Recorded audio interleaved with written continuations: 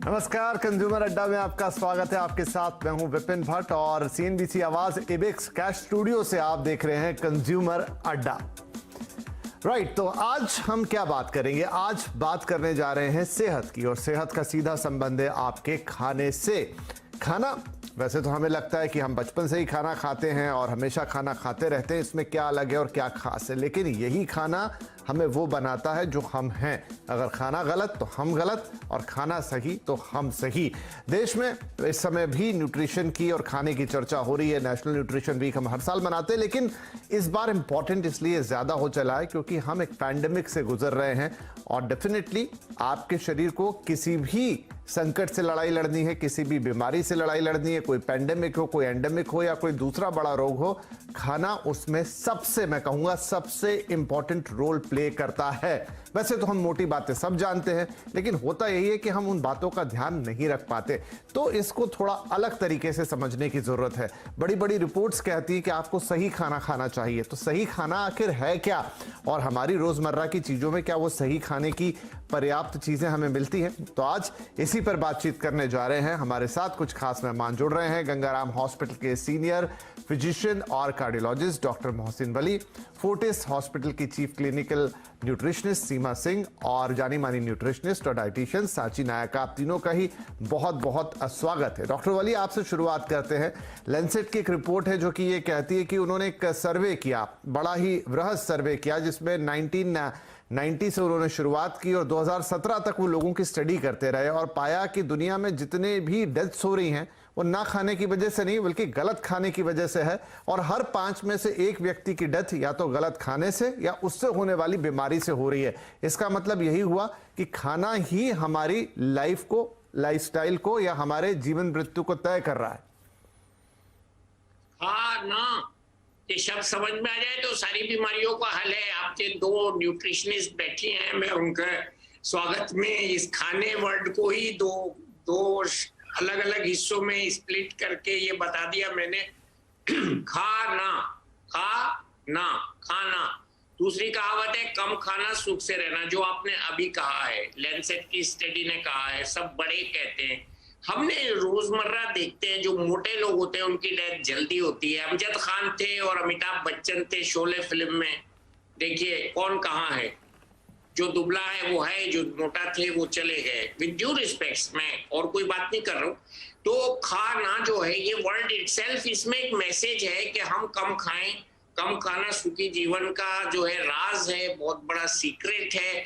और फिर आता है क्या खाएं। बहुत सिंपल कर देता हूं मैं लोगों के लिए समझने को। 3 सफेद चीजें हमारी दुश्मन है। 3 वाइट्स, मैदा, 2nd white sugar, 3rd white जो है वो शुगर है, मैदा है, और नमक। 3 वाइट जो है ये हमारे दुश्मन हैं, और इनसे अगर हम कम संख्या में लें या बच जाएं तो ये बहुत अच्छी सेहत को देते हैं। अब दूसरी प्रॉब्लम है, एक बड़ा तबका हमारे गरीब देश में भूखा सोता है रोज, उसको अन्न उपलब्ध नहीं है, वो गुर्बत है उसमें। और हमारे इसके बाद का जो तबका है वो मेल नरिश्ड है। प्रधानमंत्री जी ने बहुत बार अपने भाषणों में मेल नरिशमेंट के लिए चिंताएं व्यक्त की हैं, और ये अफ्रीका देशों की और कुछ हद तक हमारे देश की भी बड़ी समस्या है। और दूसरा तबका जो है वो ओवर नरिश्ड है, जो प्लम्प है, मोटा है, ओबीज है, और जिसको जो है संसाधन ज्यादा हैं, अपनी ऊर्जा को वो कंजर्व करता है, खर्च नहीं करता है, साइकिलिंग नहीं करता है, पैदल नहीं चलता है। हम बचपन में साइकिलिंग करते थे, हमारे घर की बड़ी औरतें चक्की चलाती थी, मसाला कूटती थी, सिलबट्टा इस्तेमाल करती थी, पैदल चलती थी, और गांवों में कुएं से पानी खींच के लाती थी। अभी भी मेवात के कुछ गांव हैं दिल्ली के पास, वहां से लकड़ियां तोड़कर जलाने की औरतें सर पे रखकर लाती हैं, और वो बहुत स्लिम होती हैं। उनके 8-8, 9-9 बच्चे भी होते हैं किसी के, लेकिन वो स्लिम होती हैं। तो ये खाने का जो शब्द है, इसमें ही अगर जो मैसेज छुपा हुआ है, हम इस मैसेज को सुने। बिल्कुल। तो आप एक सेकेंड, डाइट में बैलेंस डाइट कर ले तो दुनिया की 80% बीमारियों से निजात मिल जाएगी, और हम लोग अनएम्प्लॉयड हो जाएंगे अगर लोगों नहीं, आप सही कह रहे हैं। और जी जी जी, बिल्कुल बिल्कुल डॉक्टर वली, और आपने कहा कि 3 सफेद चीजें, और आपने बाकायदा आज एक सफेद ओवरकोट ही पहना है उसको दिखाने के लिए, उसे बताने के लिए। ये दर्शक शायद सीधा कनेक्ट भी कर पाएंगे। सीमा जी, ये बताएं कि अब आदर्श खाना, अब ऐसे तो ये कहा जाता है कि 50% उसमें सब्जी फल हो, फिर 25% कार्बोहाइड्रेट हो, 25% प्रोटीन हो, इस तरह की, लेकिन क्या इतनी आइडियल डाइट हो सकती है? आप बना सकते हैं, मतलब किसी के लिए उसको नाप तोल के खाना संभव है? जी, मेरा कहना इसमें यह है कि हमें ज्यादा नापने और तोलने में नहीं पड़ना चाहिए, बट हमें अपनी एक आइडियल प्लेट देखनी चाहिए।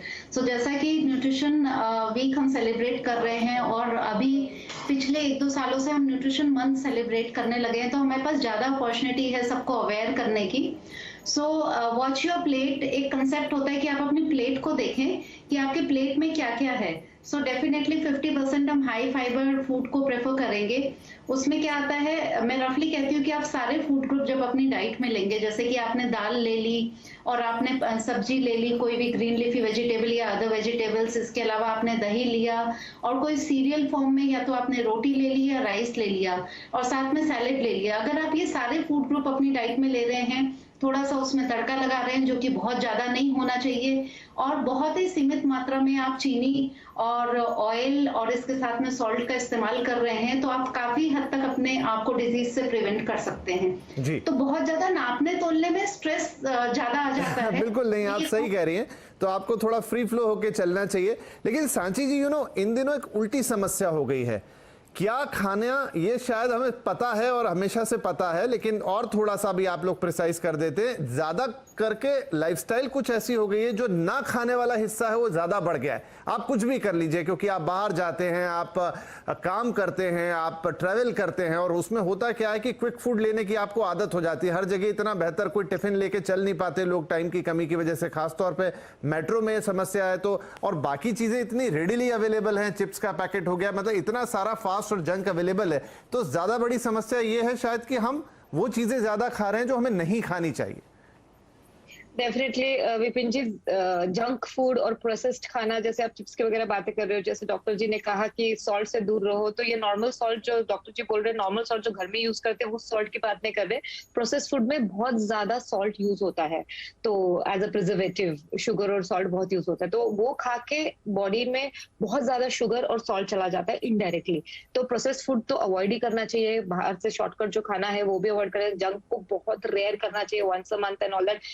आप करिए ऐसा कुछ इंतजाम कि आप खाना लेके बाहर जाए, या तो आप सुबह जब निकल रहे हो तो पेट भर के खाइए, फाइबर रखिए उसमें, हाई प्रोटीन रखिए उसमें, गुड फैट्स भी रखिए, कुछ भी अवॉइड मत कीजिए। और जैसे आपने बोला कि खाना जो नहीं खा रहे उसकी वजह से भी प्रॉब्लम हो रहा है, लोग फैट से भागते हैं, ज्यादा प्रोटीन से भागते हैं कि किडनी पे इफेक्ट होगा ना, वो सोच के ऐसे ही एज इट इज इंडियंस में प्रोटीन की कमी बहुत होती है, प्रोटीन कैलकुलेटेड नहीं होता है, प्रोटीन लेते नहीं है ज्यादा, हमेशा कार्ब्स पे डिपेंडेंट रहते हैं।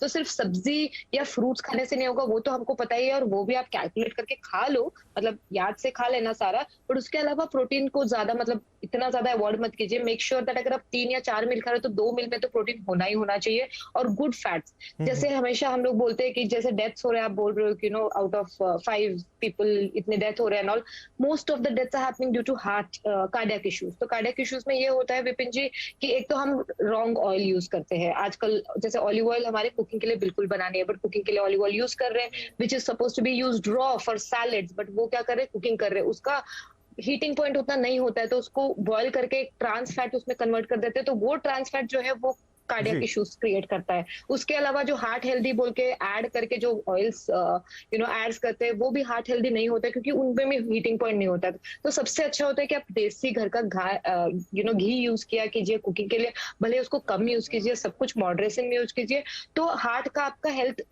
सही रहेगा। Apart from the overall health, heart का हेल्थ मेंटेन करना और आपका शुगर आपका लेवल मेंटेन करना बहुत इंपॉर्टेंट है। ये 2 चीजें बहुत जरूरी है। तो इस शुगर वाली चीज पर ही आते हैं, और मुझे ये भी लगता है जैसे आपने ऑयल का भी कहा और बाकी चीजें भी ना, हम लोग इतना घिर गए, पहले के जमाने में इतनी चीजें अवेलेबल ही नहीं थी तो आती ही नहीं थी, अब चारों तरफ वो इतना बड़ा घेरा बन गया इन सारी चीजों का कि आपको समझ ही नहीं आता, और जो इजीली आपके हाथ में आती है वो आप ले लेते हैं। डॉक्टर वली, शुगर बड़ा इंपॉर्टेंट है, तो मैं इस पे आपसे सवाल पूछना चाहता हूँ, कहीं कहीं पहले मुझे इन जनरल ये पता था कि नहीं, आप कितनी भी शुगर खाइए उससे आपके डायबिटीज उससे नहीं होती, लेकिन अब मैं कई जगह पढ़ रहा हूँ कि आप अननेसेसरी जब शुगर इनटेक करते हैं तो आपके इंसुलिन के लेवल ऊपर नीचे होते हैं, वो बहुत ज्यादा फ्लक्चुएट करते हैं, और प्रोसेस फूड के साथ जो शुगर जाती है वो तो और खतरनाक रहती है। क्या ये बात सही है? जी, मेरे शरीर में at a given time 100 milligram blood sugar रहती है, यानी 100 मिलीग्राम पर 100 ml 1 लीटर में 1 ग्राम हुई। मेरे शरीर में 5 लीटर ब्लड घूम रहा है, जिससे मैं आपसे बात कर रहा हूँ, अलर्ट हूँ, अटेंटिव हूँ, अवेक हूँ। 5 ग्राम शुगर पे मेरी बैटरी चल रही है जी। 5 ग्राम शुगर चाहिए मुझे बोलने के लिए, आपसे जिंदा रहने के लिए, दिमाग लगाने के लिए। उसमें हम कितने 5 ग्राम और दिन भर में डालते हैं, पराठा, गाजर का हलवा, मिठाई, संदेश और जने क्या क्या चीजें जिनमें हाई कार्बोहाइड्रेट होता है, इंक्लूडिंग आलू, रोटी, चपाती। तो हम अपने शरीर में एक टॉक्सिन डालना है, पॉइजन डालना है, जो शरीर को प्रोसेस करके निकालना होता है, या अगर नहीं निकालने का होता है तो शरीर में जमा कर लेता है। तो उस 5 ग्राम शुगर में हम कितना दिन भर में उड़ेलते हैं उसका हिसाब हम लगाएं तो हमारा दिमाग फेल हो जाएगा।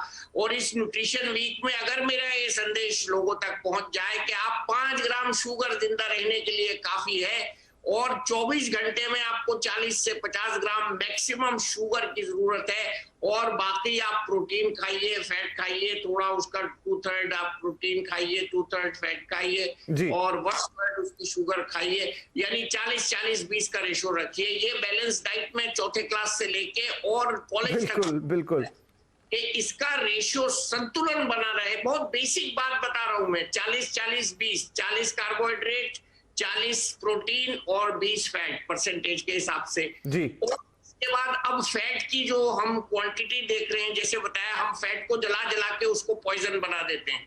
तो हम जो खा रहे हैं, जो जंक फूड में खा रहे हैं, बाहर के खाने में खा रहे हैं, बच्चे रात को 2-2 बजे उठ के ऑर्डर देके खाने मंगा रहे हैं, घर का खाना नहीं खा रहे हैं, माँ के हाथ का खाना नहीं खा रहे हैं। स्कूलों में मिड डे मील बड़ा अच्छा चना परमल हमको मिलता था, कभी चने की दाल मिलती थी, सूखा सूखा मिलता था, उसमें प्रोटीन, कार्बोहाइड्रेट और वो मुरमुरे होते थे, बड़े हम एंजॉय करके हम लोग खाते थे। कभी सेब मिलता था, कभी केला मिलता था। तो ये स्कूल का जो मिड डे मील पॉलिसी थी, वही अपने करिकुलम में भी आप जोड़ लें, और 40-20 का ये आपका फॉर्मूला बहुत अच्छा है। आई होप कि सारे लोग इसको थोड़ा थोड़ा, भले 40-40-20 एग्जैक्टली ना फॉलो करें, 40-30 इस तरह से कर लें, लेकिन लाइन यही पकड़े। चलिए फटाफट एक छोटा सा ब्रेक लेते हैं, और ब्रेक के बाद हम कुछ और चीजों पे, हमें ये तो समझ में आ गया नमक बहुत ज्यादा खराब है, शुगर बहुत ज्यादा खराब है, प्रोसेस फूड में वो सब अंदर जा रहा है, तेल को आपको जला के नहीं खाना है, लेकिन और क्या करना है, क्योंकि थोड़ा कॉम्प्लेक्स है मामला, इतना आसान नहीं है। अच्छे से इस खाने को समझते हैं छोटे से ब्रेक के बाद।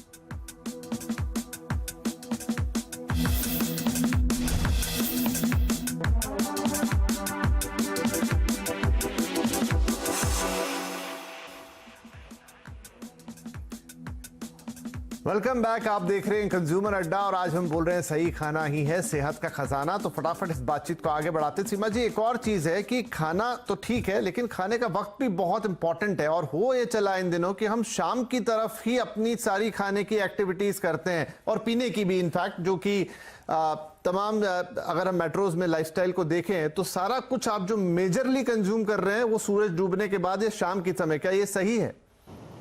जी, ऐसा है कि जिस तरह का हमारा लाइफस्टाइल हो गया है कि वो बहुत ही भागा दौड़ा है, और हमारे पास टाइम की कमी है, और फैमिली में सभी लोग वर्किंग हो गए हैं, तो बेसिकली सब लोग ये एम करते हैं कि सुबह किसी तरह से थोड़ा सा ब्रेकफास्ट खा लें, और दिन भर शायद खाया या नहीं खाया, केवल चाय कॉफी पे दिन निकाला, और रात को फिर जो जबरदस्त भूख लगती है, और फिर वो डिनर पे आके फिर जितनी भी स्नैक्स और खाना अवेलेबल होता है, तो एक्चुअली सभी कुछ खाना चाहते हैं, may be out of exertion, थके हुए होते हैं या उनको भूख लग रही होती है। तो ये एक्चुअली बिल्कुल सही नहीं है, क्योंकि रात में वैसे भी हमारी मेटाबॉलिक रेट लोअर होती है, और जो भी हमने खाया होता है तो सीधे फैट में ही कन्वर्ट होगा, वो कहीं भी कंज्यूम नहीं होगा, वो कैलोरी कहीं भी बर्न नहीं होगी। तो हमेशा मैं कहती हूँ कि आपको हमेशा 3-3 घंटे के गैप पर खाना खाना चाहिए, क्योंकि अगर आपने बहुत लंबे टाइम तक भूखा रहा तो एंड में आप एक तो कैलोरी बहुत ज्यादा कंज्यूम करोगे, क्योंकि इतनी भूख लगी होगी, बहुत सारा खाना खाने का मन करेगा।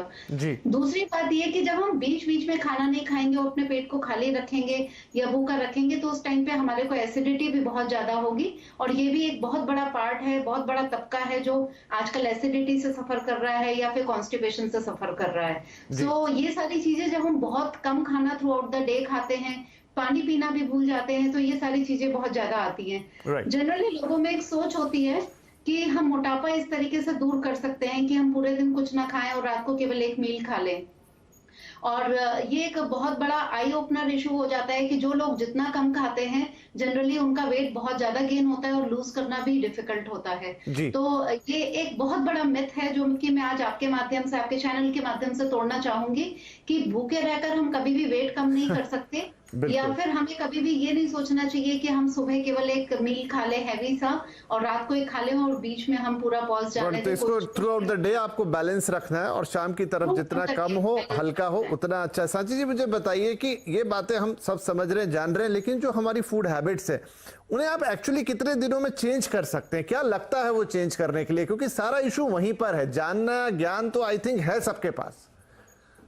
एक तो कंसिस्टेंसी बहुत इंपॉर्टेंट है विपिन जी, कंसिस्टेंट रहना। शुरू तो सब लोग करते हैं कि हमको लाइफस्टाइल चेंज करना है, ईटिंग साइकिल चेंज करना है, पैटर्न चेंज करना है, स्लीपिंग पैटर्न।